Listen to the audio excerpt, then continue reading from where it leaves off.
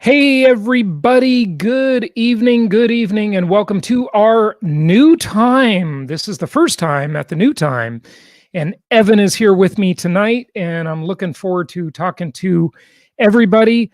So we will start in just a moment. Here's our little video clip before we start, and we will be back in a moment. This is a fascinating conversation. Joining us now is a guy who knows real estate from the bottom up. Investor, made millions of dollars understanding market trends. Tens of thousands of people tune to him to find out what he has to say. His latest expertise, he's bottled this, pandemic investing. Actually, I think called pandemic investment. We welcome Jason Hartman. By the way, just to be completely honest, I've kind of become a fan. I've been watching his videos, seeing what he has to say, even listen to his podcast a little bit. I want to tackle two things with you, Jason. First is there a looming crisis? Number two, what will be the big trend that comes out of this? Let's start with the crisis first. Rick, great question. It's good to be here, and the circumstances in some ways are very dire. And the question when it comes to real estate is what type of real estate and where. There are three basic types of real estate markets in the entire world: linear, cyclical, and hybrid markets. The cyclical markets, meaning the expensive markets around the country. Hey, folks, I'm going to fast forward a little bit because we started a little late today, so I'm going to just move us forward a bit here. I'm going to cheat the time clock. Okay, here we'll start with this guy.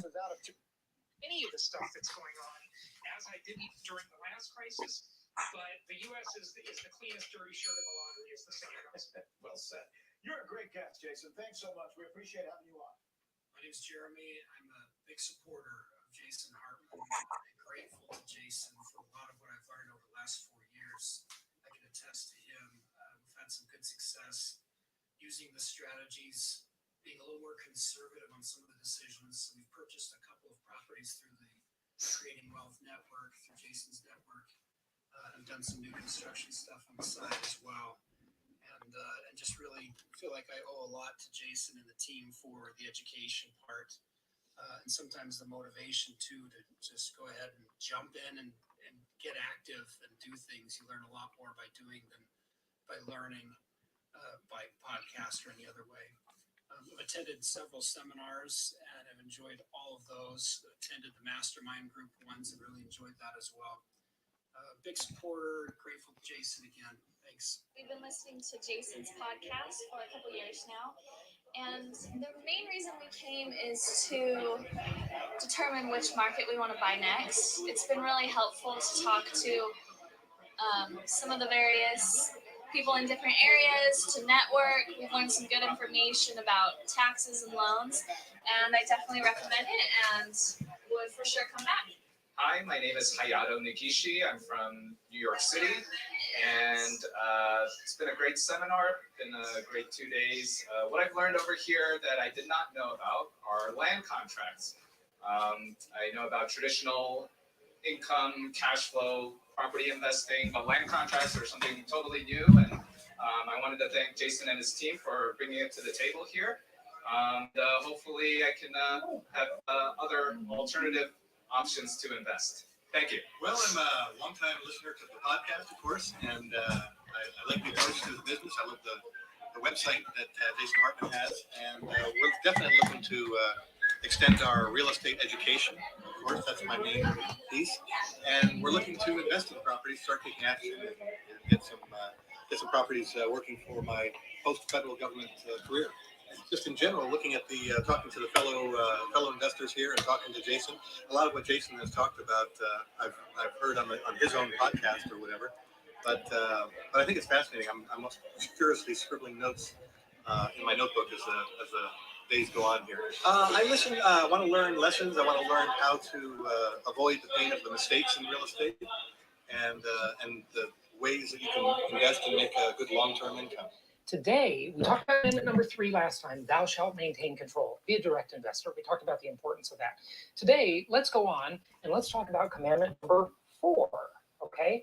Now, commandment number 4 is something that's kind of affiliated with the crooks on Wall Street, right? So I always say Wall Street is the modern version of organized crime, but they do have some very good things. There's some obviously extremely brilliant people on Wall Street, the quants, right? The people that really, really know their stuff.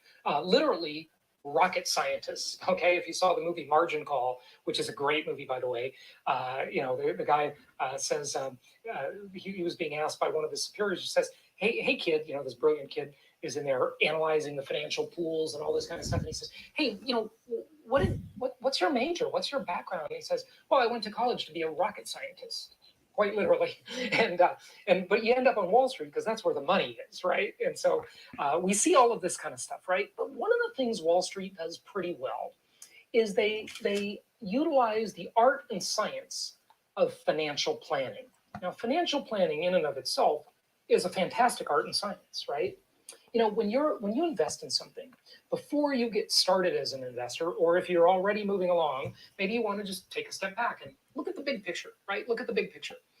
And in doing that, when it comes to financial planning, you need to consider your investment goals, your risk tolerance. There are some people that are very risk averse, very conservative, right? They want to just preserve. And that person might want to diversify more.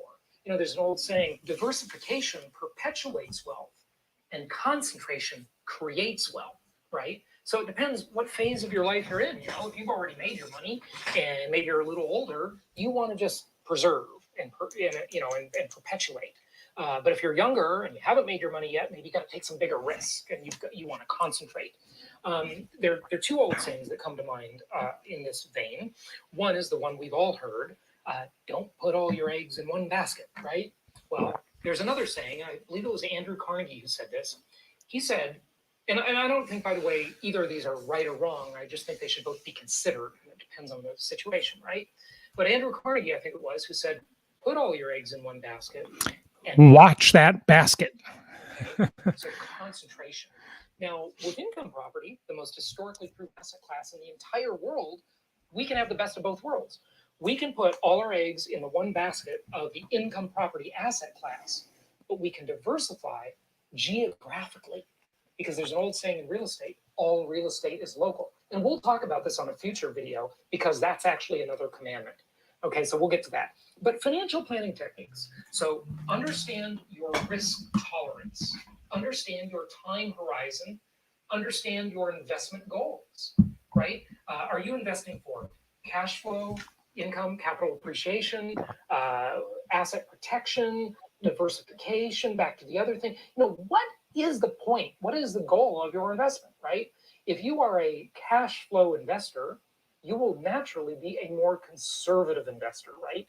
This is in the stock market comparison, this would be a dividend investor versus a capital appreciation investor that invests in the type of real estate market that is likely to appreciate. And I think that's pretty much being a gambler, okay? I don't think that's being an investor. That's a speculation move, right?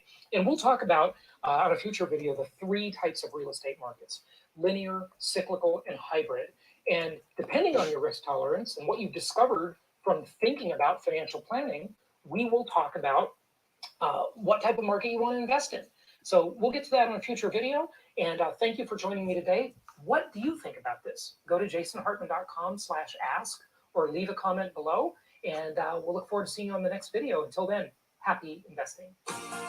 Welcome to the Creating Wealth Show with Jason Hartman. You're about to learn a new slant on investing, some exciting techniques, and fresh new approaches to the world's most historically proven asset class that will enable you to create more wealth and freedom than you ever thought possible. Jason is a genuine self-made multimillionaire who's actually been there and done it. He's a successful investor, lender, developer, and entrepreneur who's owned properties in 11 states, had hundreds of tenants, and been involved in thousands of real estate transactions. This program will help you follow in Jason's footsteps on the road to your financial independence day. You really can do it. And now, here's your host, Jason Hartman, with the complete solution for real estate investors. Well, good evening, everybody, and good evening to Evan. How are you doing, Evan? I'm doing great, Jason. How about you? Well, good. And since you are a rabbi, happy Hanukkah. Thank you. And I actually Thank- I was talking to a fan of ours, and he said, "Wait, are you Rabbi Evan?" Because I've been on TV a couple times, and I said, "Yes, indeed, I am." And it was a nice connection. That's funny. It's such a small world. Yeah, you are definitely a celebrity in your community, no question about it. And it's great to have you on our team. You started out as a client, and you've been on the show many times, and on the podcast and the live stream. But I wanted to have you on tonight, especially because when we decided to start this new time for the live stream here on Sunday afternoon or evening, depending on where you're located, or it might be morning, it might be it might be 2 a.m. wherever you are. Worldwide audience. Great problem to have. But for the people in the US, it's either afternoon or evening, and it's a new time for us. And I said, Evan, can you do it on Hanukkah? And you said yes. And the word holidays is really from its derivative of holy days, right? And there are some interesting things that I've learned from you about Judaism that I did not know. And you talk about how it's some religions have problems with like prosperity and things like that, and Judaism does not have a problem with this. It encourages prosperity, and since we're a financial organization, we teach people how to create wealth, there's a tie-in with the holidays, isn't there? So tell us a little bit about that. And we got a lot to talk about as far as income property goes. I've got a whole bunch of graphs and charts to show y'all, but I just wanted to kind of start with this since it is the holidays. And by the way, I don't know if you can see it, but I have decorated for the holidays. Back here, I will show you. I'll get it closer. I have a little Charlie Brown Christmas tree, okay? And then a poinsettia. It probably falls against the red background, right? I got a poinsettia here. And then none other than a snowman on skis. See, a snowman, yeah. Snowman in Palm Beach, right? Yeah, in Palm Beach, Florida, exactly. So yeah, happy holidays. Tell us a little bit about, give us a little message for the holidays here, a non-denominational message. Well, Jason, I mean, you always say that it's an amazing time to be alive. And that is true. Even though we all know you do complain a little bit about all the things happening. I complain about a lot of stuff. Yeah. You always say it's an amazing time to be alive. And the beautiful thing about Hanukkah is every night you light an additional candle. So you start with one on the first night, and then by the last night, the 8th night, it's 8. It's even brighter. And the idea is that we're always looking forward. We're always optimistic and hopeful about the future. Yes, times are difficult, but there's always more ahead of us. There's always more to do, always more to achieve, always more to see, always more light to bring into the world. And that's an optimistic view. And the truth is the optimists win in the end. I mean, it really is. I mean, yes, we have to have a healthy sense of pessimism, but if we always think the future is going to be worse, then why would we invest in income property? Why would we invest? Right. Why would we work hard? So there is an optimistic, hopeful message at the heart of Hanukkah. And the other thing is, we look at Christmas and Hanukkah, they both center around light, the light of the 8 candles, the Christmas tree that's lit up. And there's a reason for that, because we're at the darkest time of the year. And at the darkest time of the year, we need light. We need that feeling of optimism. We need to lift ourselves out of that darkness. And I think that's one of the things I'm grateful for about Hanukkah. And that's one of the reasons, we talk about money and wealth and prosperity, and that's all great. And we're all about helping people do that. But one of the things that attracted me to you initially years ago was every 10th show, you talk about a non-financial related topic. You are always reminding us that, yes, it's great to be rich, and we all would love that. But there's also more to life than that. And so you always say, take care of the money thing. And that's what we help you do so that you can enjoy everything else too. And that's part of why we're here.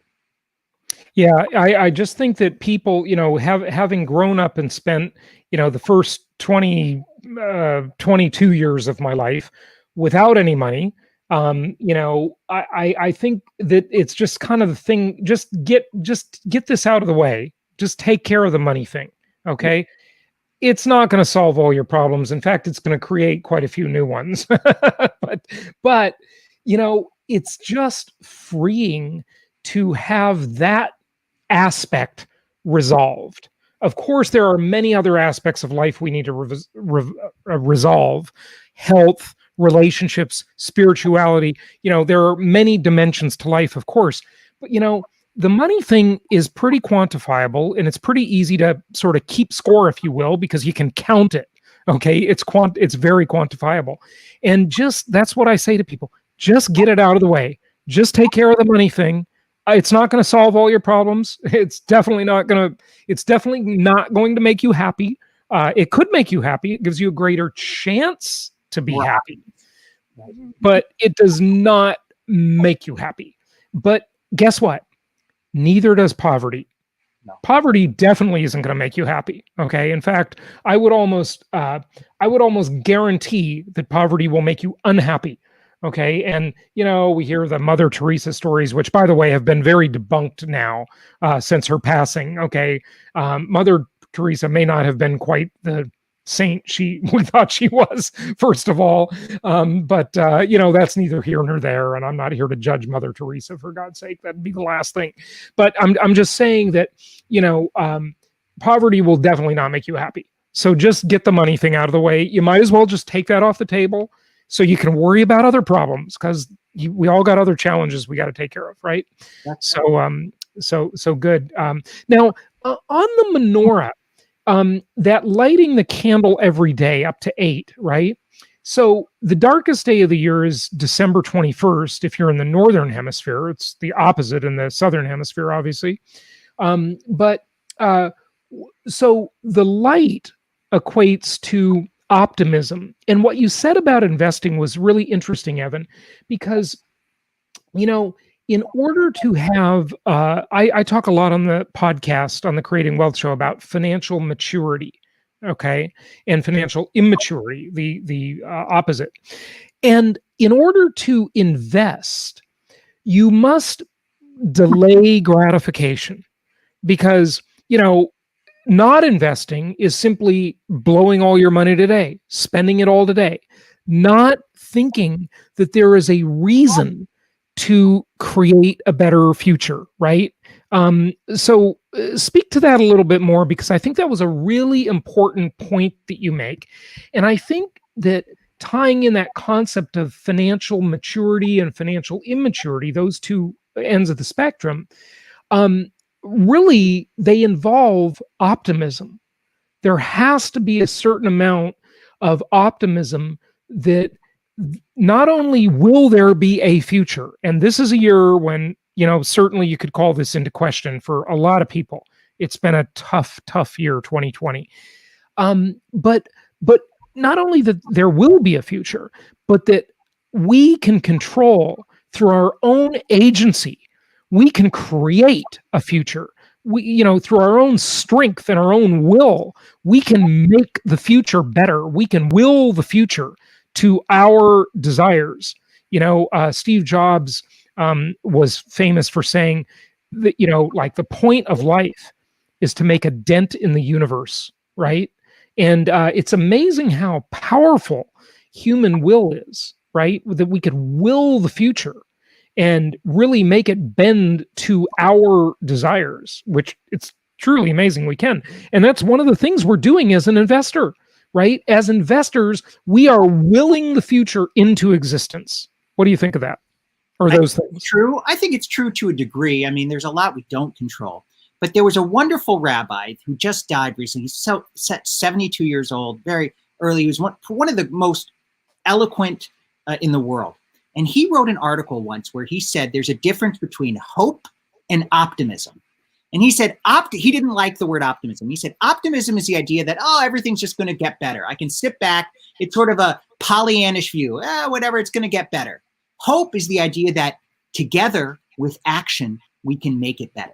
And he said, hope, the future always depends on hope, that we can really shift the shape of history through our actions, through our deeds, through our investments. I mean, I always say that to clients that, a year from now, one of our investment counselors has that, a year from now, we're going to be happy that we bought. And the thing is, and we were talking about this before. Talking to clients, I hear all the time, oh, do you see these videos on YouTube? Every real estate's going to crash next year. Oh, it's going to be so bad. Everyone's coming out of forbearance. There's going to be all these foreclosures. And you even said the other day, you said I could quadruple my YouTube views if I just started doing these crisis real estate crash videos. Right. If I start being a crash bro, as they call them, right? The crash bros, I could totally increase my audience. Yeah. If I would just do the clickbait thing, and maybe I will. Maybe I'll just give in and do it. But so far I haven't. But it doesn't work. Bad news sells. If it bleeds, it leads. That's the old saying in journalism, right? That's right, but it's not right. If people had just listened, if people had just listened to the crash bros all these past 10 years, they wouldn't have had the appreciation in real estate. Even if you're a stock market investor, which of course we don't do, but the stock market's done really well. I mean, if you just hold on and have a sense of optimism, that doesn't mean you don't ever sell. That doesn't mean you make foolish investments, but you have the perspective and the optimism and the understanding that capitalism works. Now, God willing, we stay capitalistic, but capitalism works. It creates wealth. And so we need to hold on and get through those difficult moments. And I think, but to go back to Hanukkah, obviously the history of Judaism is one with lots and lots of persecution, but Jews were able to hold on through all of that. I was talking to somebody today and we were talking about, and I was telling him that my synagogue, I said, I think we're actually going to emerge stronger after COVID. And he said, and I know the company will too, that getting through a challenge makes you stronger.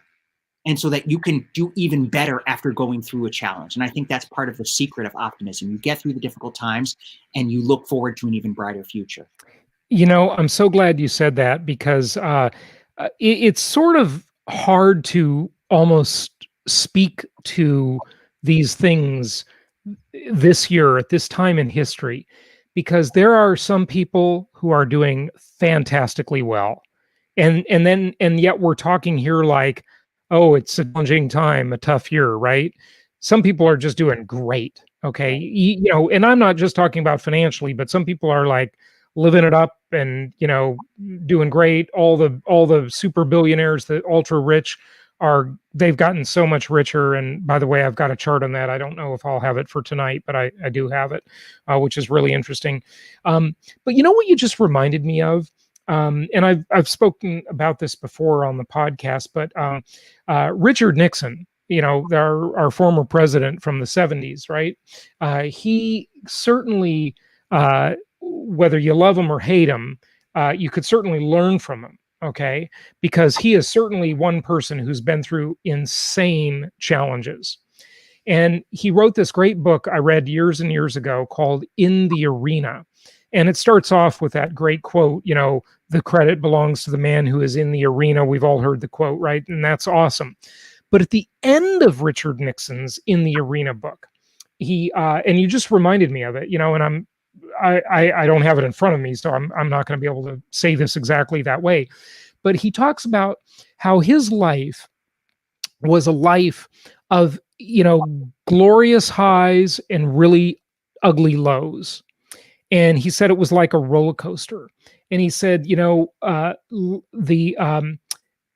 successful life should not be measured by its, how high you go, but the breadth between where you were and where you got to, right? Like, that distance, right? The gap, right?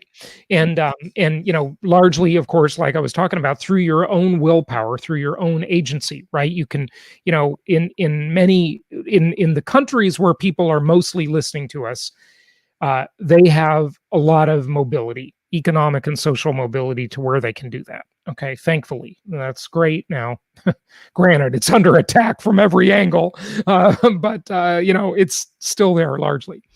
And Nixon said, the poet Sophocles said that one must wait until evening to see how splendid the day has been. And that's so true, because that perspective, if we don't experience tough times, we can't appreciate good times because we have no perspective to measure them against, right? You know, the only way you know something is good is if you know something is bad. You know, it's the question I always ask: compared to what? You've got to be able to compare. That's the way our minds work. We've got to be able to compare things, and that comparison gives us an appreciation. And, you know, we all know the stories, okay, of people who grew up with money, where everything was handed to them on a silver platter, where they were born with a proverbial silver spoon in their mouth, right? And then, you know, when they became adults, they got a trust fund, and they never knew hard times, and they never could appreciate what they had. And, you know, you see it, you see the depression, the suicides.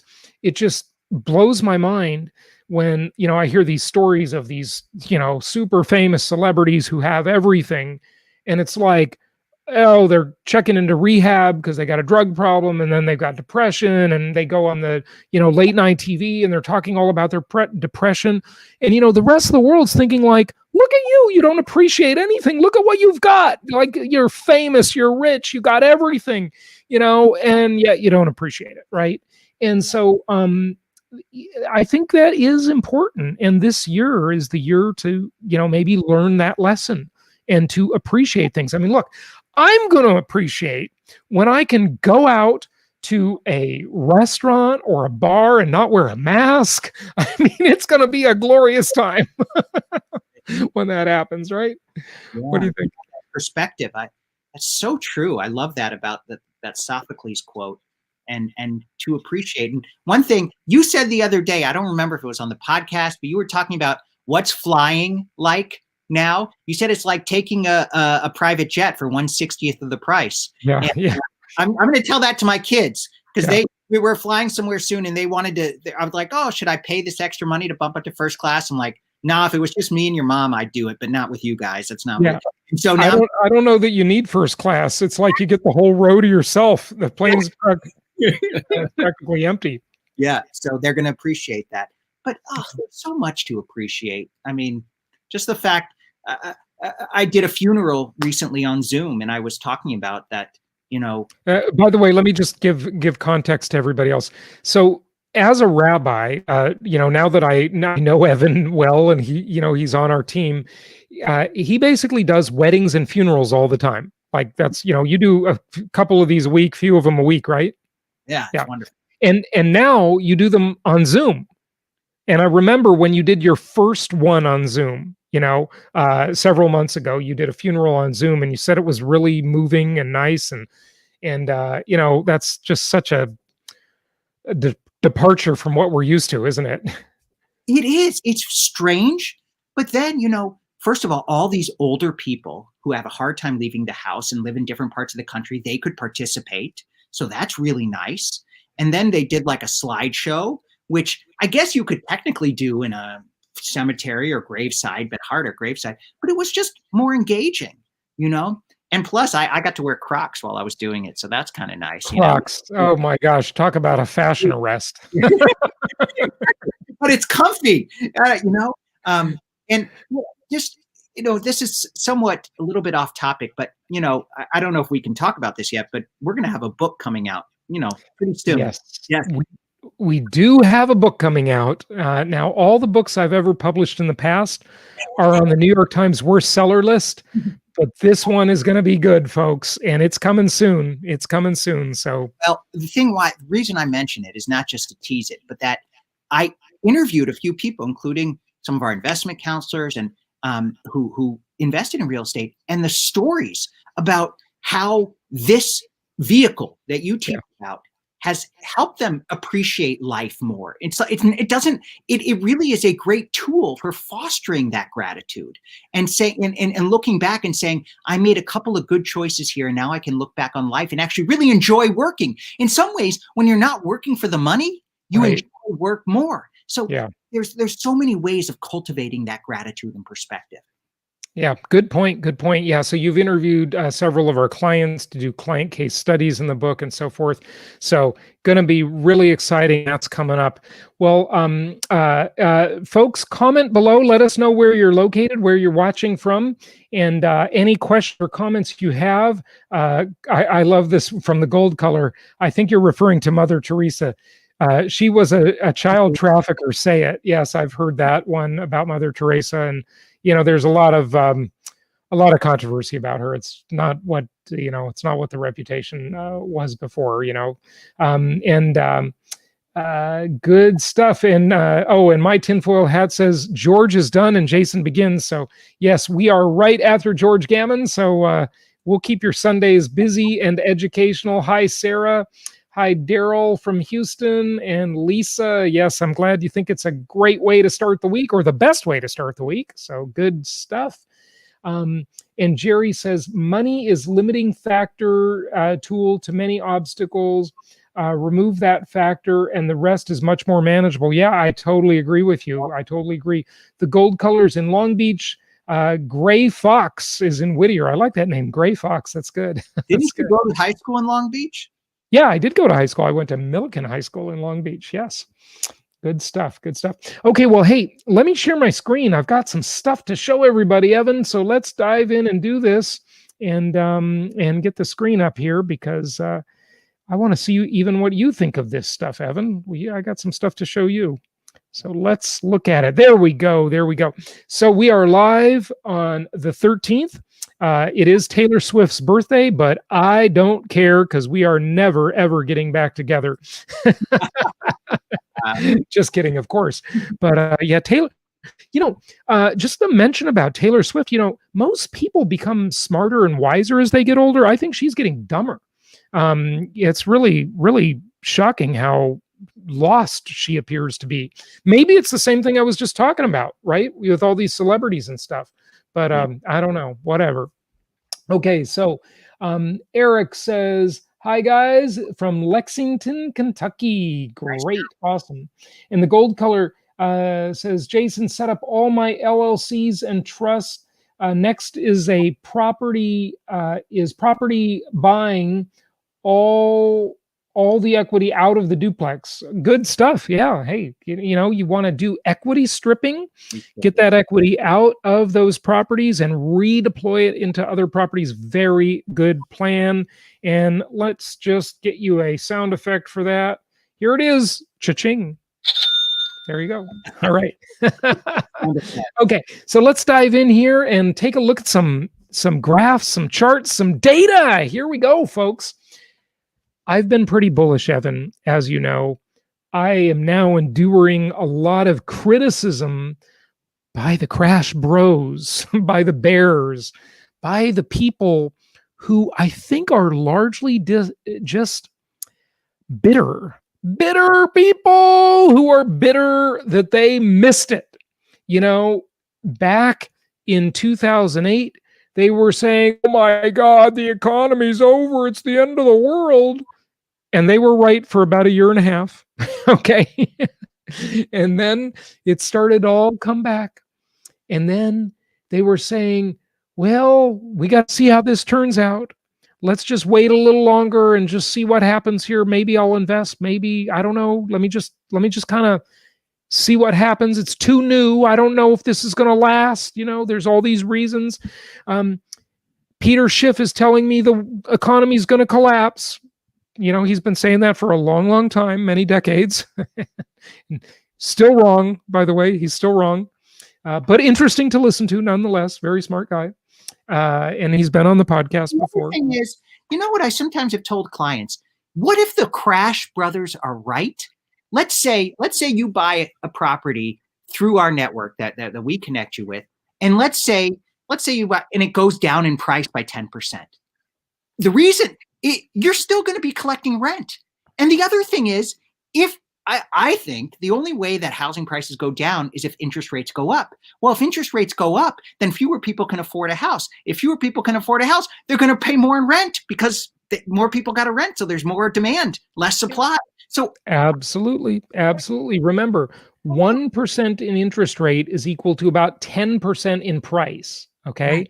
So if rates go up, yes, that puts downward pressure on prices, but it puts upward pressure on rents. Right. Folks, you're dealing with a multi-dimensional asset class here. Okay. So get with the program, you crash bros. You don't get it. Okay. And I'm pretty bullish, I gotta say. I'm not gonna be bullish forever, but I'm bullish right now. I think this market has some tailwind still, definitely. So these bitter people, back to them, they waited, and then they got to about 2012, and they thought, oh man, these prices are going up too much. And they looked around and they said, 2013, this has got to crash. There's no way. This thing's been running for a couple of years now. There's no way it can continue. And then they got to 2015 and they thought, oh, the business cycle. Yeah, the business cycle says that this is time for a crash. And then they got to 2016 and they said, well, Trump, oh my God, Trump, he doesn't know anything about running government. He's never been in politics. The economy's going to crash. And, it's just, this can't go on. The business cycle, this whole thing's going to fizzle out. And I'm going to wait. And I'm going to wait for prices to correct. And then I'm going to buy, right? That's what they said. And then they kept waiting. And then they thought they got really lucky, because they heard just a smattering of little news at the beginning of 2020. Just this little story out of Wuhan, China. No big deal initially. Some people were getting sick over there. Then they were doing some lockdowns, but that's over in China. That's not over in the US. But man, this market's just got to cool off. It's just too crazy. And then the pandemic really hit the US. The stock market had a crash. And then they thought, okay, this is my chance. I'm going to wait. I'm going to watch this collapse. I'm going to watch all these overly optimistic idiots get burned. I'm going to wait. I've been keeping my powder dry just for this occasion. And, it's March 2020, and man, this thing's going to collapse. And you know what? And I'm going to be ready. I'm going to be buying stuff, because now I got some cash saved up, even though it's been eaten up by inflation and a little bit by taxes on the interest I've made on the money, but not much. I'm speaking from their perspective, of course. And and then, oh, there you go. And then the lockdowns lift, and they thought, oh, this thing's over. Man, the economy is going to collapse. I mean, there's so many people unemployed, the highest unemployment since the Great Depression.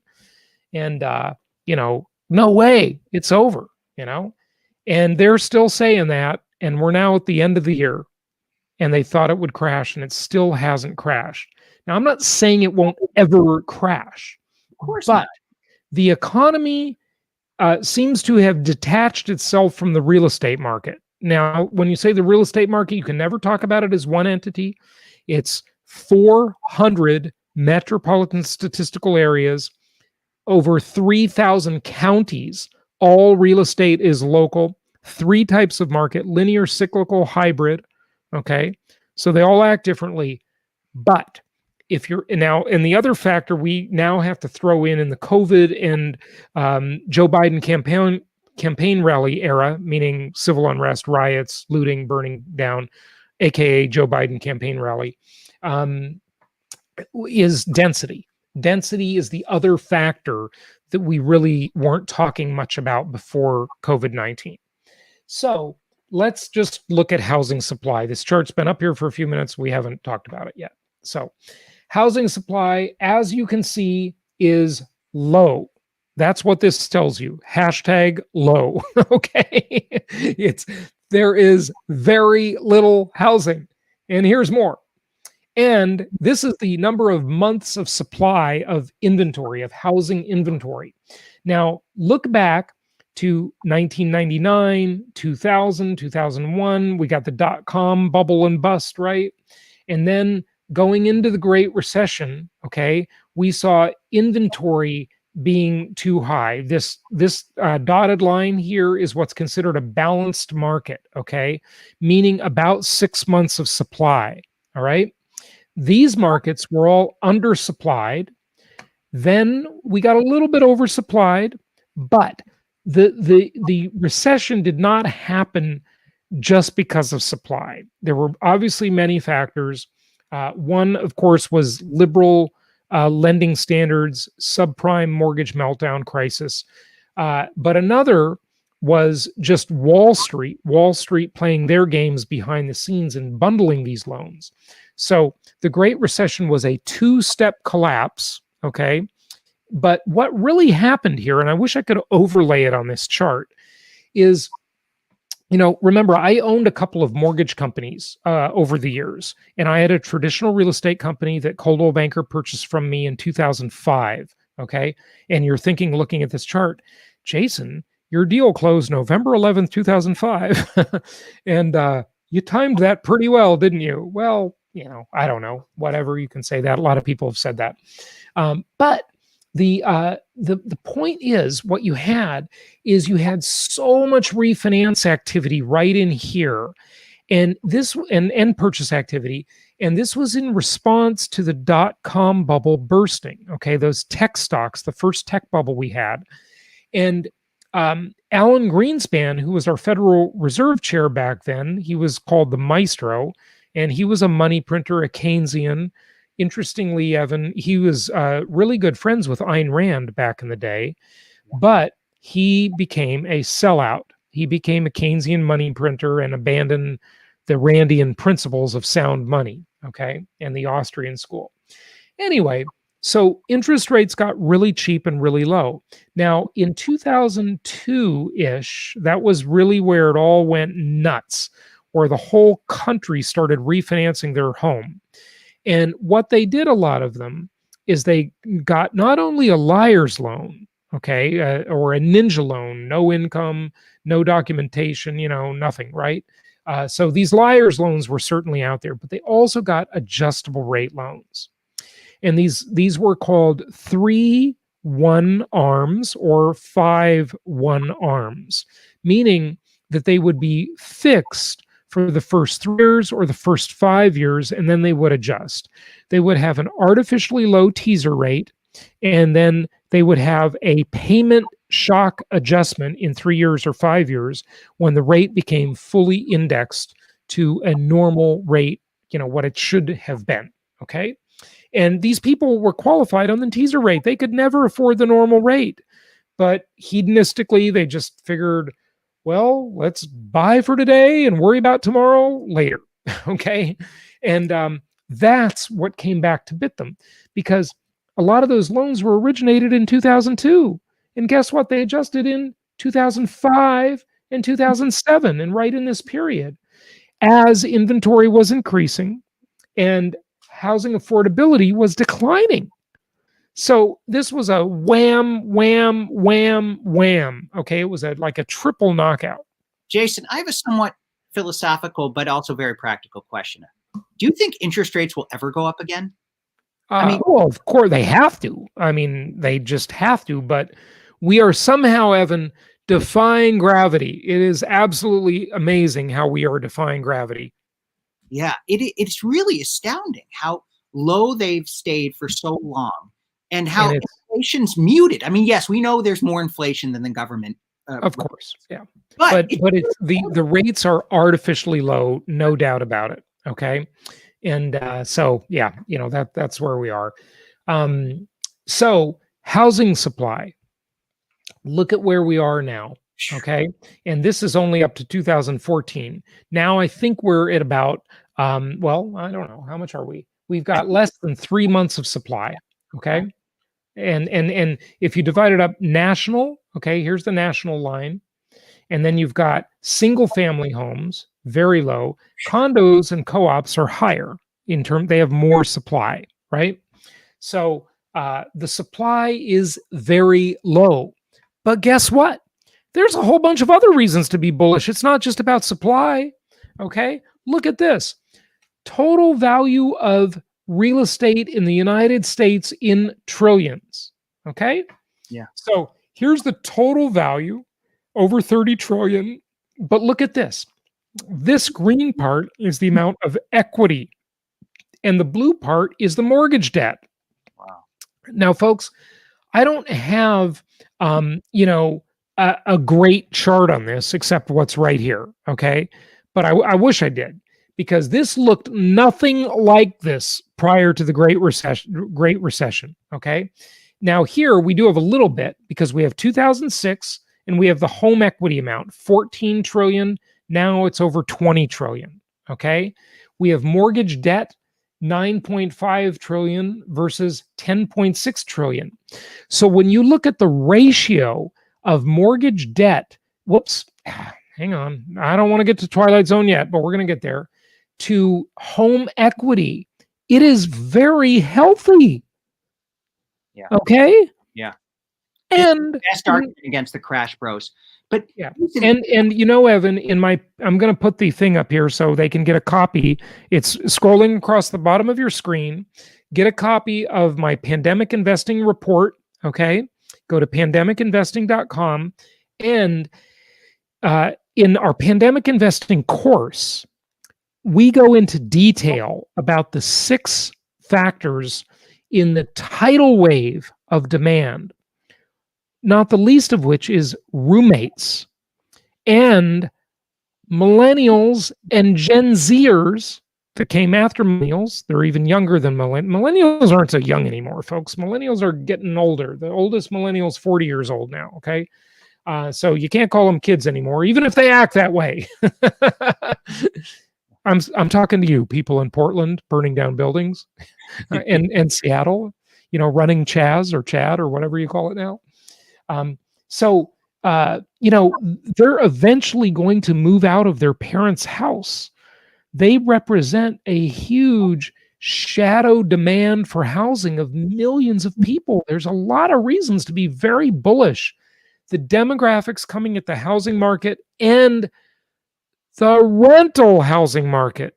The other thing, Jason, that amazing. Yeah. Doing so many weddings, I see that people get married later. And I also, and so in fact, by the time they have kids and maybe want to move to the suburbs, they actually have more money now than I think they did 15, 20, like the people we're selling our house to.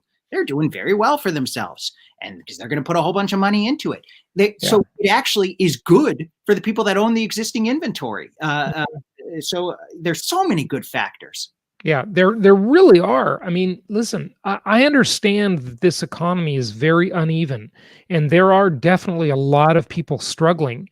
But folks, a lot of the people who are struggling are people renting small apartments, and they are delinquent on rents many of the times. But this is not your renter, folks. If you go to jasonhartman.com and click on the properties page, you're going to find properties that you will not be renting to those people. Those people are a different category of renters. And this problem in terms of our clients and our renters is almost non-existent. I just don't hear any, like I read the news and I see renters, not paying, huge swath of evictions is coming, but this is not, none of our clients are telling me this. No, they're not. And some of them are a little fearful. And I think some, like only one of my properties have I had some issues with the tenant, but this is a problem property I've always had. It's my cheapest property. Everyone else, all the other ones have been on time and easy. I think that chart you showed about the housing supply, that is a really amazing chart. In some ways, that's like a key to understanding the housing market, it seems to me. When the supply is really high, that indicates prices may be flat in the future. When the supply is really low, that indicates higher prices. Is that a fair comparison? Evan, supply and demand is the oldest rule of economics. When I talk to clients, we, sometimes get into politics, and people are a little concerned about some of the real estate laws, but isn't one of the biggest costs in building houses is all the environmental regulations, right? Oh, yeah. Yeah. Well, who is more likely to implement more environmental regulations, thereby increasing the price of building homes, thereby decreasing the likelihood that more homes will be built? Yeah, hypocrites. Oh, I mean, Democrats. I mean, same thing. Yeah. You always say a developer is someone who wants to build a house in the woods. An environmentalist is someone who already has a house in the woods. Yeah, totally. Absolutely. It's total hypocrisy always. It's the way it works. All right. So Mark says he got on the live chat from the Philippines. Welcome, Mark, in the Philippines. And Lisa says, I'm always hating on millennials. Sorry, Lisa, but you are my favorite millennial, so at least you know that, right? Okay, so I want to take you folks into the Twilight Zone for a minute. Now, I saw this morning, and it's really, what's happening now is absolutely insane. What's going on in the world, right? I think we'd all agree with that in terms of the censorship, the surveillance. Evan, I was thinking about it the last several days. Nobody even talks about the NSA anymore. Do you remember 10 years ago, all people were talking about is Edward Snowden, Bradley Manning, or now Chelsea Manning, and surveillance, like all these evil things our government was doing and all the surveillance they were doing, totally under the rug. Nobody even talks about it anymore. By the way, folks, make sure you watch that old movie Wag the Dog. Oh, that's one to see again now. Evan? We watched that in high school. In my high school class, we watched that. I remember that. I thought it was such a good movie. My high school psychology class. You got to watch that movie again, folks, because they are wagging the dog on us, okay? And Rod Serling from the old Twilight Zone, listen to what he says, and then I'm going to show you a couple charts on this, okay? So I'm going to just turn up the volume here and have you hear this. This is amazing. Amazing how things are coming true. Scary at the same time. You walk into this room at your own risk because it leads to the future. Not a future that will be, but one that might be. This is not a new world. It is simply an extension of what began in the old one. It has patterned itself after every dictator who has ever planted the ripping imprint of a boot on the pages of history since the beginning of time. It has refinements, technological advances, and a more sophisticated approach to the destruction of human freedom. But like every one of the superstates that preceded it, it has one iron rule. Logic is an enemy and truth is a menace. The Chancellor, the late Chancellor, was only partly correct. He was obsolete. But so is the state, the entity he worshipped. Any state, any entity, any ideology that fails to recognize the worth, the dignity, the rights of man, that state is obsolete. A case to be filed under M for mankind. Wow. I mean, George Orwell's 1984 and Aldous Huxley's Brave New World. I was watching a 1958 interview today where Mike Wallace interviewed Aldous Huxley, who wrote Brave New World. Fascinating. And, these people really saw the future, and it is the future, sadly, that we are living in this tech tyranny. I mean, it's absolutely beyond the beyond. And I just want to keep beating the drum on that message, folks, because it is really, really important that you think about that. Let's take a look at something for a minute here. Let's look at some tech giants. Let's look at Facebook. We're on Facebook now, right? A lot of you are watching on Facebook. So this is the amount of money these companies are spending on lobbyists, on lobbying your government. Oh, wait, our government, supposedly, right? But guess what? I don't have a lobbyist. I've never hired a lobbyist. Evan, have you ever hired a lobbyist? Absolutely not. And where did all the Obama officials, they all went to work for big lobbyists? Of course. They all go to work on K Street in Washington, D.C., where all the lobbyists are, right? Yeah. And now, after 46 states are suing Facebook for antitrust violations. By the way, let's not let Apple off the hook here either. Apple commits all sorts of criminal behaviors, right? I mean, I'm not saying they're defined as criminal, but to me, they're criminal. Okay. And so, they're like fixing the prices of books and audiobooks and doing all kinds of antitrust stuff. And, it's just, these companies are just abusive. They're totally abusive. Okay. And they see this coming. They see that the microscope is on them finally. Okay. And if Biden actually becomes president, a lot of this stuff's just going to evaporate. Why do you think they like Biden so much? Okay. Because he likes the corporate takeover. Okay. Well, not that he's even thinking about it, but his people, you know what I mean? Okay. Biden is senile. Okay. So look at the increase though. I mean, 2010, Facebook only spent $0.4 million on lobbyists. 5 years later, 9.9 million. I mean, that is just staggering. 2020, almost $20 million just on lobbying.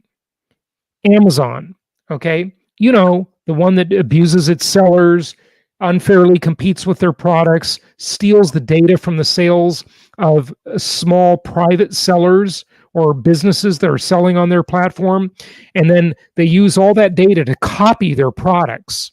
And then they compete against them. Now, I'm all for competition, but guess what? 2 stores down the street from each other do not, unless they commit corporate espionage, do not get the data. Right? They don't know. They can only judge from the outside. Amazon gets to judge from the inside what's going on. And then they use that against them to unfairly compete. Disgusting. Okay? So 10 years ago, they spent $2.1 million. Then 5 years later, $9.4 million. And now $17.8 million. Plus, they own the Washington Post. So they're lobbying through their own newspaper and news media outlet. Alphabet, aka Google, okay, that's the company that owns Google and YouTube and all the search traffic in the planet practically. Okay, 5.2 million 10 years ago, 16.7. Now I have no idea why this went down. I'm very suspicious of that. I think that they've somehow diverted that into other forms and they don't call it lobbying or something, right? And then Apple, same kind of, upward spiral. There's no reason for this. It makes no sense at all why they would have to spend this much on lobbyists unless they want to take advantage of you. That's what they want to do. They want to take advantage of all of us. Okay. Look at the search traffic. You don't think these companies can massively influence elections? I mean, it's unbelievable, right? Make sure you watch the documentary on Netflix, another evil tech company, but they can't catch everything, right? So on Netflix, The Social Dilemma. Big tech company you like, Jason? I don't like any big tech companies. I don't like any big anything. I like a bunch of small things, okay? Because small things compete and they don't bully. And big things bully, okay? Whether it be big tech companies or big government, all of it. Anything big, I pretty much don't like. Okay, so have you watched that movie, Evan, and hopefully told your kids to watch it? Called the documentary called The Social Dilemma. Yes. Well, it's and I'm not doing a good job with my kids. I freely admit it's very, very hard, especially with the pandemic, to keep them off of social media. I do okay with one of them, but the other, it's very hard. But especially, at least if they watch The Social Dilemma, they're aware. They'll be somewhat aware of what's happening to them. These companies are doing all sorts of manipulative things to twist our brains. I mean, it's absolutely unbelievable. Why isn't there a warning label on their products? I mean, there should be a warning label, right? Look at this. Google controls basically 82% of the planet's, oh no, sorry, this is the United States. I thought this was the planet. This is the United States. 82% of the largest countries, the largest economy on earth, the United States, 82% of the search traffic from a desktop computer is controlled by Alphabet, Google. Okay. And YouTube, by the way, is the second biggest search engine on earth. So I guess they didn't even count that in here. And that's also owned by Alphabet, of course. Bing, 12%, Yahoo, 4.3. Okay. Whoops. We're back to Rod Serling here. And then the mobile traffic is insane. I mean, how is it that we can allow and not bust these companies up under antitrust? Any company to have 95% of all the search engine traffic? Are you kidding me? Yeah. This is insane. I can't believe we live in this world. It's absolutely unbelievable. Right. I mean, how did we get here, Evan? How did we get here? Did Standard Oil under the Rockefellers or any of those, robber baron eras, Carnegie, U.S. Steel, all these companies of the old days when they created all the antitrust laws, did they have 95% of the market? The best person I've heard talk about this is Neil Ferguson. Niall Ferguson's great. I love his stuff. The Ascent of Money, great book by him. He's so good. He talks about how essentially with technology companies and social networks that the bigger they get, the bigger they can be, like the more invulnerable they are. So there's such a huge first mover advantage. It's extremely difficult to compete. And they don't even cheat. They just buy out any of their competitors. Folks, if anyone is listening and they think they're going to make the absolutely silly argument that, well, Jason, this is capitalism. This isn't capitalism. This doesn't resemble capitalism in the least. This resembles cronyism. Look at the slide with the lobbyist, right? Cronyism and all kinds of insider winner-take-all mentalities. Capitalism would have a whole bunch of companies with 20% market share. That would be called capitalism. Right. But I want to bring this back to real estate, because the truth is one of the things that you teach all the time is that in most real estate transactions, it's the insiders that win, like commercial real estate, syndications. And that is sort of effectively modeling that when you have this concentration of power, it makes it much easier to make money. The area we are in, because it's fragmented, if you were to look at the owners of all the income property, it would look like a really level chart with millions of different owners. Right. And it really is competitive. So the average person can really build wealth. The average person is not going to get wealthy at a tech company right now. The inside, even I was just reading an article about, even if you go and work for a startup that's super successful, the founder is going to take 9/10 of all the money. Like you could have been, and so, but income property, what we teach, that is open to you. That is open to everybody. We're not going to make money working for a big tech company. We can make money buying income property. Yeah, no question. That's what's great about income property, folks. It is, like Evan says, it is accessible to all of us, right? It's, you can get started at a very young age with very little money, and you can turn it into something great. And it's a very reliable asset class. It's not speculative. It's not Bitcoin. It's not a long shot. It's not a moonshot. It's a very, very reliable asset class that has created wealth for hundreds of millions of people around the world. It's the most historically proven asset class in the world. And I don't want to defend big tech, because I agree 100% with the critique. But in some ways, all of the technology makes it easier for people to work at home. And what does work at home do for our investors?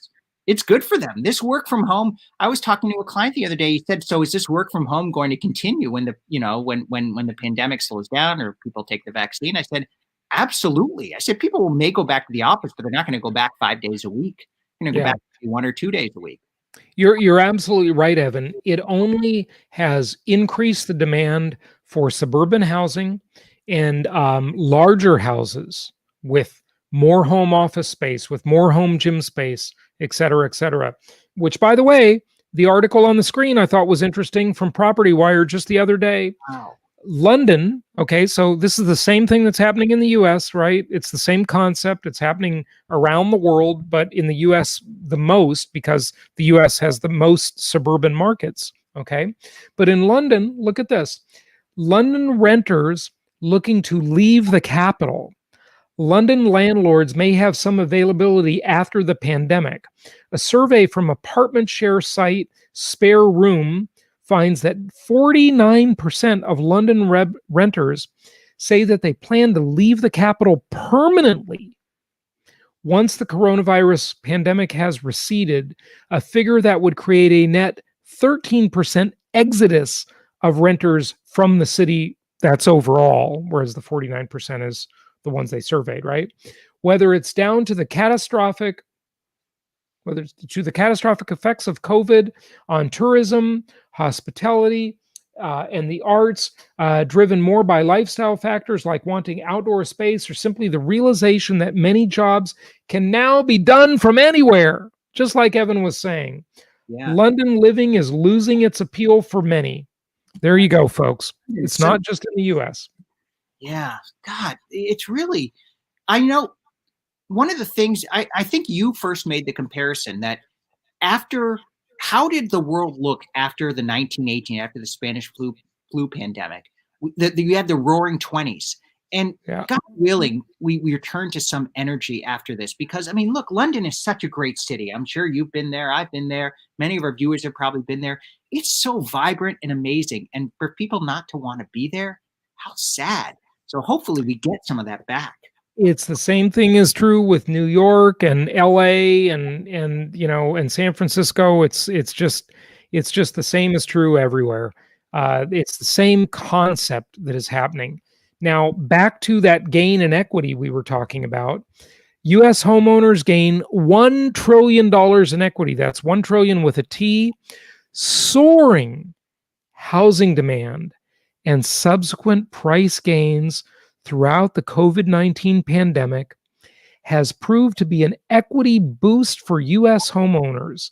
The latest home equity report from CoreLogic found that in the third quarter of 2020, U.S. homeowners with mortgages, 63% of all homeowners. So what does that mean? It means 37% don't have a mortgage. Okay, notice that. Saw a 10.8% increase in equity year over year. Wow. A collective equity gain of $1 trillion or about $17,000 per homeowner. The equity gain represents the biggest quarterly boost for homeowners since Q1 of 2014. I was just talking. I called a client recently she was a new client and bought her first home in Jacksonville, Florida as an investment property. And she was nervous. And I called her last week after I read this article and I said, aren't you glad you did that? Aren't you glad? And we just had the most wonderful conversation. Like, you know, the people that really grabbed on and took action. Look at what they've achieved. Yep. They get it. They get it. You know, life is all about action. The people who take action, even when they make mistakes, there's just a certain wisdom and momentum in action alone. It really is. I've just found that to be true over and over again. Check out this chart. This is a longer chart on months of supply of houses in the US. Okay. So here we go back to what? About 1980, probably. It doesn't show the beginning of the chart exactly. So yeah, that's about 1980 probably. And then we see that we've got some ups and downs in supply. The gray areas are recessions. Okay, so there's a recession, the early 90s. There's another recession. Whoops, I'm going to get to that in a second. Hang on. There's another recession here.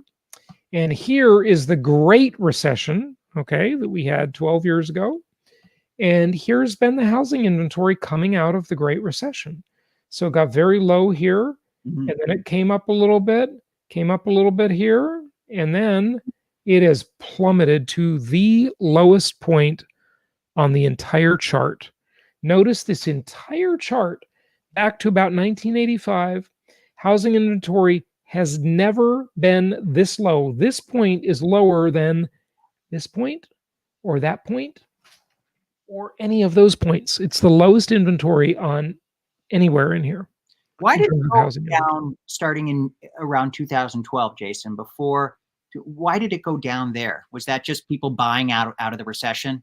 Well, there are many factors. I mean, there wasn't any building for a while, right? Right. It took quite a while for the builders to get moving again and, to come out of bankruptcy, to raise capital, Right.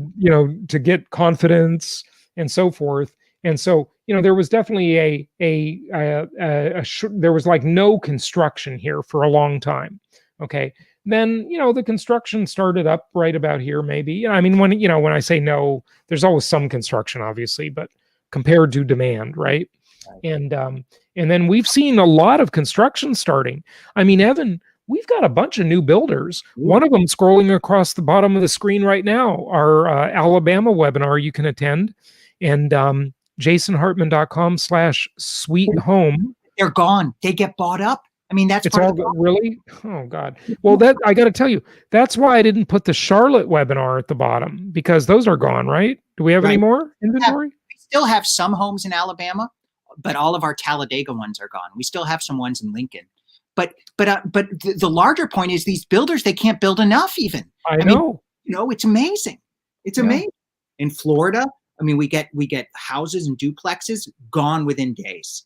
I mean, well, like our Alabama builder, one of them, we were starting to sell a bunch of their inventory and refer clients to them, and the investors were buying, and it was all great. And then a hedge fund came and bought like 60 some odd units. I don't know the exact number now. I said it before on the show, and they wiped out their inventory. So they got like here and there, they've got something. And then one of our own clients just bought a whole portfolio of like 28 houses. And, so it's, wow. I mean, this stuff is hot right now, folks. It's really hot. Okay. I want to switch gears for a moment and talk about The Bet. Okay. Now, this is a great book. I read this book about, 5 years ago, maybe. And I've talked about it before, and it's a book you got to read if you're interested in the idea of Malthusian economics. Okay. Malthus was a really bad economist, I thought. And a couple hundred years ago, he postulated that, the economy would collapse and there'd be scarcities of food and there was overpopulation and all this. Well, guess what? We have way more population now than we had back then, clearly. And the economy didn't collapse. People have only become more prosperous because of what? Human ingenuity.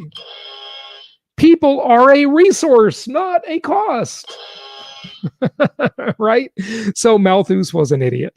But there are still more idiots out there, even though Malthus has been proven so wrong. Okay? So Paul Ehrlich and Julian Simon, they were in the 60s and 70s. They were the two that were like butting heads over this conflicting view of the future. Okay? And they literally made a bet, okay? And you got to read this book, because one of them said that the earth is going to run out of resources. There's going to be famine. There's going to be environmental destruction. And there's going to be, guess what? You ready for this one, folks? I hope you're ready. There's going to be an ice age, not global warming. Yeah, an ice age. So the purveyors of doom are always trying to find a new theme, okay?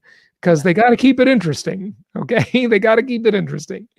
And the other one of these two butting heads, these two big thinkers and thought leaders in the day, was saying no. People are going to create solutions for all of our problems. And just read the book. It's on audio too. If you prefer audiobooks, listen to the book, whatever. This gets us right back to where we started. Optimism. Ehrlich is the pessimist, saying things are getting worse. We're destroying the earth. Everything's going to end.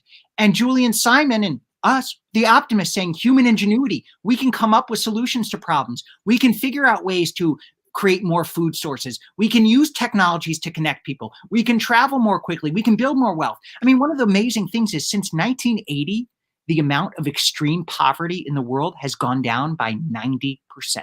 Remember, you know what his famous line was? His famous line was, "We've just got to get people to stop." Effing. I was beeping myself. It's a family-friendly show. So he was so concerned that people kept having babies, and he was just totally upset about it. He said, people got to stop having sex, so they'll stop having kids. And life is that was. I mean, who wants to live that way? I mean, this kind of goes back to, there's nothing wrong with frugality. It's good to be frugal, but we also in Stoicism, right? That is a positive trait. If you read Marcus Aurelius, who was brilliant, obviously way before his time, a certain amount of frugality is a character trait, right? That's a good trait, right? But it shouldn't run your life from a sense of scarcity. It just means that you shouldn't be reckless. We'd rather expand our means rather than live below our means. I mean, if you want absolutely fine, but rather expand them and buy nicer cars and there's nothing wrong with that. I mean, back to what we were talking about with prosperity. It's good to build wealth. Now, hopefully you use it for good values. You give it away, you help, you give charitably, you do good things, but also enjoy life. So here's the charts that I wanted to show you. This is interesting. Evan, you're such a news junkie, just like I am. I bet you read this. Okay. Didn't you? No, you probably did. So. No. Okay. This is interesting. Well, I read an article about this because, this probably came from the doomsayers. It's just interesting. I never heard it expressed this way, but it basically, they added up somehow. I don't know how you could even begin to do this calculation, but they estimated the weight of everything created by mankind, okay, human created stuff, and then all natural stuff sitting on the earth. And they basically said that we just tipped the scale, where all the human created stuff on earth is now heavier than all the natural stuff on earth. Wow. I don't know how you do this estimate, but here it is, right? That's the chart. Yeah. Yeah. So it says the weight of human influence on Earth, estimated weight of human material output on Earth in trillions of tons. Wow. Railways, reservoirs, and then this is plantations and forests. So that's, natural. Rural roads, human. Land used and eroded soil. Oh, I guess you're going to blame humans for that. Okay, so that's Jason. This chart is also very. Don't the environmentalists, which I consider myself an environmentalist, I love the natural world, but they say I'm a rational environmentalist. Sure, I love the environment. I'm even drinking box wine right now because I don't want to waste a bottle. So, but urban areas don't environmentalists want us to live in urban areas because it's, more concentrated and dense, but this seems to say that urban areas are producing more stuff. They don't know what they want. They're so mixed up. It's like the protesters in Portland or Philadelphia. They don't know what they want either. They're so mixed up. But because UN Agenda 21, which is all about the environment, is to push people into urban areas so they're easier to control. They want to compact people. So yeah, I don't know. It's whatever. One of our listeners wrote an interesting quote. This is Nazik, and it's an important point. He said, Jason gets very excited telling us many jobs can be done from anywhere. Forgets to tell salary deflation comes with it. Employer will pay you 25% of your Manhattan salary in the middle of an Idaho potato field. Well, I don't think it's going to be 25%. Well, that's listen, I've explained that one already. Is that a comment in here? Oh yeah. Here he is. Okay, Nazik. So here's the deal about that. I agree that workers. I mean, look, it's Stripe did it, right? They said, we'll give you, if you'll move out of the city, Stripe, the big merchant processing company, they're huge, right? They have offices in San Francisco, New York, LA, et cetera, right? And so Stripe said to their employees, look, we'll pay you, $20,000 if you will leave the big city and move to a suburban, less expensive area or even a rural area. But we will pay you 20 grand, but you're going to have ultimately a pay cut. So here's the deal with that, Nazik. Okay, you're right. There will be a pay cut, assuming you keep the same job and you don't start your own business because everybody's starting their own business like crazy right now. But whatever. What I'm saying is this, and I'm right about this. Just check me on it, okay? The cost of living is so much lower that even if you get a pay cut, you will still live better.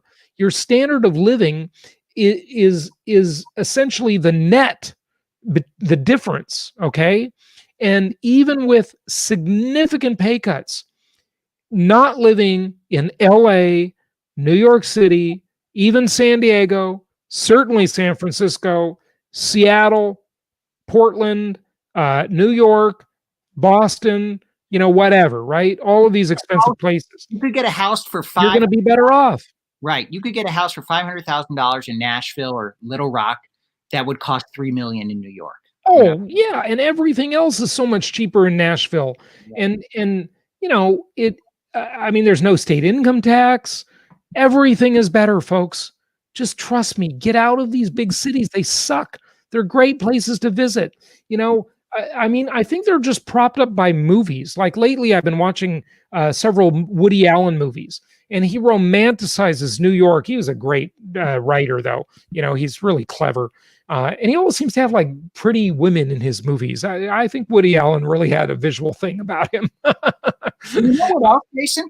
Yeah. I was watching, when I was working out, there's a Saved by the Bell rehash. And I used to watch that show every day after school when I was, in middle school and probably beginning of high school. And that was like the end of California's golden age, right? The 80s, the high school on the beach, going surfing after school. There's kind of a nostalgia for that because it doesn't really exist anymore. Listen, all of this nostalgia for New York and the West Coast and stuff, it's all been created by movies and TV shows, okay? It's a myth. Okay. And look, I'm not saying it's bad. They're great places to visit. You don't need to live there. Go back and visit them. It's fine. When I visit California, I feel like I'm getting a deal because I don't pay taxes and I get to enjoy it, and it's fine. Okay. I want you to look at this. Now, this is another thing I've talked about, and we'll wrap it up after this. Okay. So, I don't know if you saw this story, Evan, you probably did. I'm not sure our viewers did.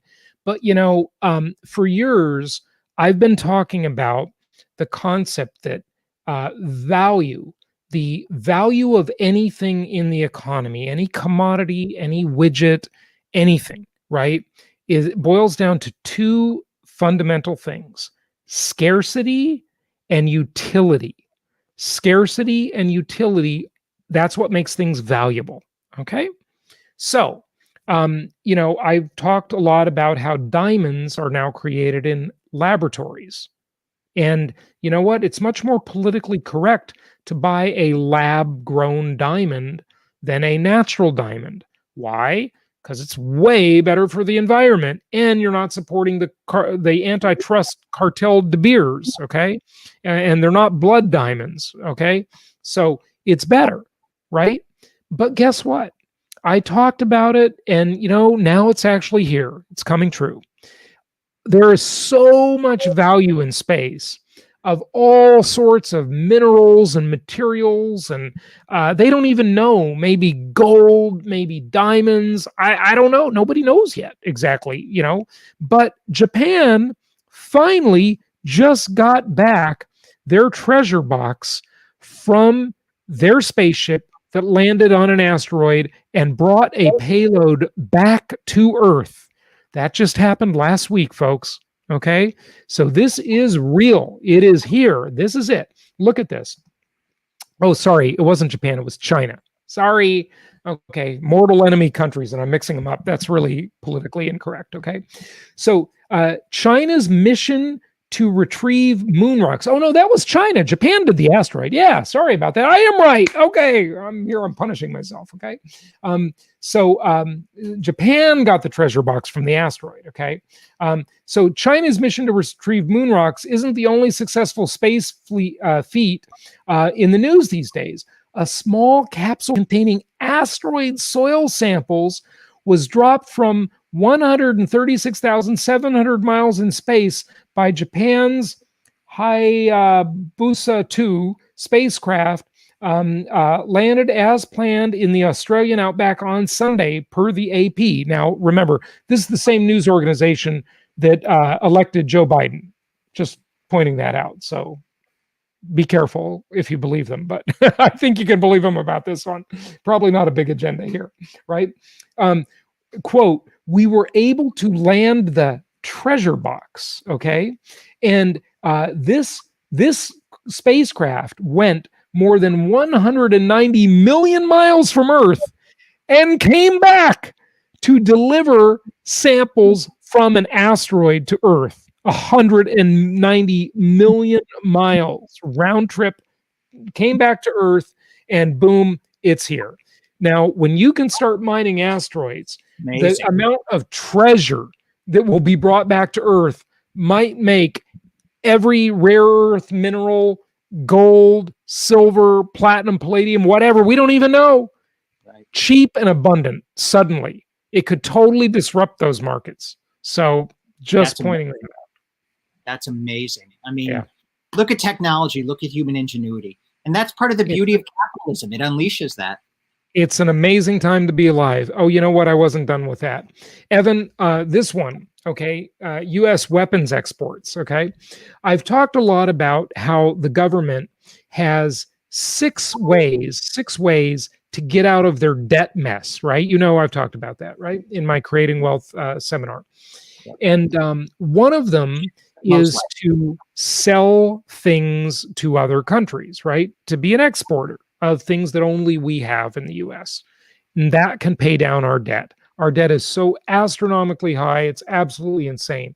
But what's interesting about this map is, you know, when you're financially unsound, when you don't run things well, and you have big deficits because of wasteful social programs and so forth, and the welfare state, look at some of the countries we are exporting our high-tech weapons to. Do you think all of these countries, especially in this region, are always going to be our friend? I doubt it. Okay. There's a lot of countries in here that I bet that will change over the years, as it did with Libya and Iraq. Okay. You know, so it just makes for a lot of unsound practices, right? It's just not good financial management, but there you go. So that's it. But this is part of the beauty of human ingenuity. I mean, the fact that we can eventually mine things from asteroids and you know, draw from the technology of the moon. I mean, who would have thought? And that's one of the things that you said, the two things that are likely in our favor and that help real estate investors is to reduce the debt are inflation, which is our friend if you're a real estate investor, and technology. Yeah, no question about it. Remember, it's this big war between the inflationary pressures of bad fiscal policy, okay, right. Too much spending, too much debt, inflationary, and technology on this side that is deflationary, right? So who will win? We don't know yet, okay? But I'd say inflation is definitely the business plan of governments and central banks, and income property is the best way to prosper from that fiscal policy that they have. Evan, you want to grab any questions here and we'll wrap it up? There's really not any questions. People are just saying self leads to trouble spiritually. Yes, you have to align yourself with that of God or the universe and accepting that you're not ultimately driving the car. That's true. We need a certain amount of humility. And the other thing that you said, align yourself with the will of God. That's true on a spiritual level. One of the great teachings Jason has done that I've never heard anywhere else. And as Jason said, I'm a news junkie. I read everything. I listen to everything. Jason teaches that you should align yourselves with the most powerful forces in the universe, government and central banks, and they love real estate. And that is such, if you just align yourself with those forces, you are going to win, even if you disagree with them philosophically. No one else has taught us that.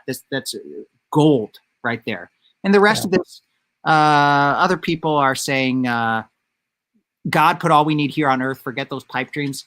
I mean, those aren't pipe dreams. There's evidence for it now. I mean, yes, I think we have a lot here on earth, but And then someone said here, hi, Jason, I live in Linwood, Washington. I want to move to suburban areas in April. How do I get in touch with you about real estate investment mentorship? Call us. Oh, yeah, Celine, that's a great question from Celine.